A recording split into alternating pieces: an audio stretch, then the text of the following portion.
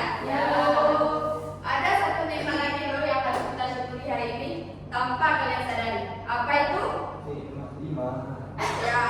Tapi ada satu lagi yang tanpa kita sadari hari ini, yaitu kita sebagai pemuda Indonesia hari ini sangat bersyukur ya, karena kita sekarang hidup dalam keadaan sudah merdeka negara kita ya. Pernah nggak kalian bayangkan, misalkan hari ini Indonesia nggak bakal merdeka, apa yang akan terjadi?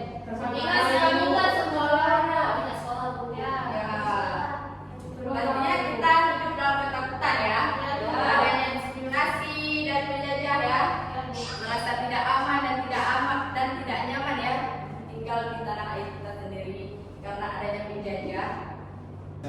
Jadi setelah merdeka, perjuangan kita udah selesai loh. Karena setelah proklamasi kemerdekaan Indonesia, Belanda masih pengen balik lagi ke Indonesia untuk menjajah Indonesia. Oleh sebab itu, hari ini kita akan mempelajari tentang perjuangan mempertahankan kemerdekaan Indonesia. Secara umum, ada dua strategi perjuangan menghadapi ancaman Belanda. Yang pertama itu ada perang bersenjata atau biasanya disebut dengan perang fisik. Ada beberapa daerah yang melakukan perlawanan melalui fisik yang dibantu oleh rakyat, tentara sekutu, dan BIKA. Contohnya seperti pertempuran Surabaya pada tanggal 10 November 1945. Sampai di sini yang tanggal lahirnya 10 November. Saya Bu. Kemarin loh hari pahlawan. Ada yang ingat nggak kemarin hari pahlawan? Bagus. Yang kedua tuh ada perjuangan diplomasi. Perjuangan diplomasi ini adalah perjuangan yang melalui perundingan, bukan melalui senjata. Seperti perjanjian Aligarjati, yang dimana perjanjian ini adalah kesepakatan antara Indonesia dengan Belanda mengakui secara de facto wilayah Indonesia yang meliputi Jawa, Sumatera, dan Madura. Jadi kedua pihak ini sepakat untuk bekerja sama membentuk negara Republik Indonesia atau biasanya disebut dengan negeri.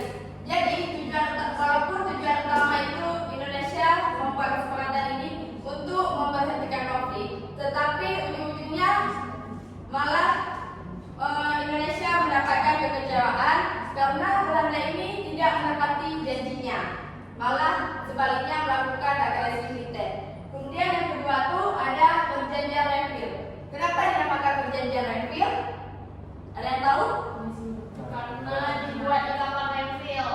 Ya, karena perjanjian ini dibuat di atas kapal perang angkatan laut perang angkatan laut Amerika Serikat yang bernama USS Renville. Maka disebutlah perjuangan Renville atau perjanjian Renville.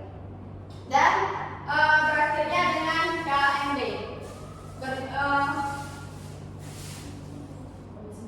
Konferensi Meja Bulan atau biasanya disebut dengan KMB.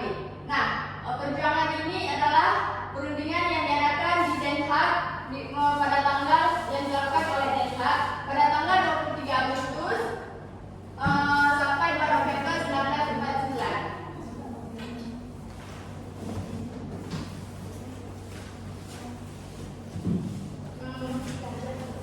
Baik,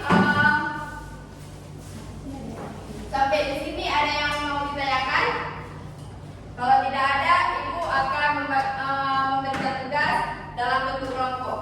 Silahkan dibentuk kelompok menjadi 2 kelompok aja ya, karena tidak ramai, karena nggak ramai yang datang ya. Ibu yang cowok gabung ke sini satu, di sini satu ya. Baik, Ibu akan memberikan kalian 15 menit ya waktu yang bekerja. 10 menit untuk berdiskusi dan 5 menit lagi untuk tampil di depan ya. Iya Bu. Dan nantinya Ibu akan menunjukkan bagaimana cara kalian bekerja sama dan bagaimana nanti kalian cara mempresentasikan ya hasil kerja kalian.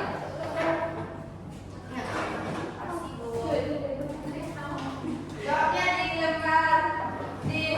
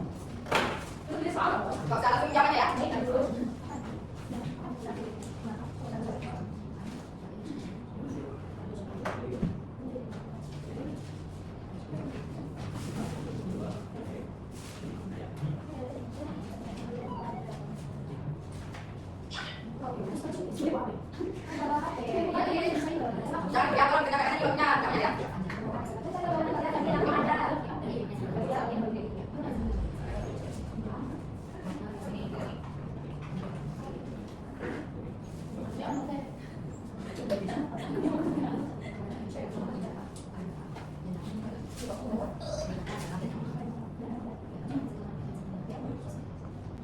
Pak Udin, ada Sumita ya. Apa soalnya?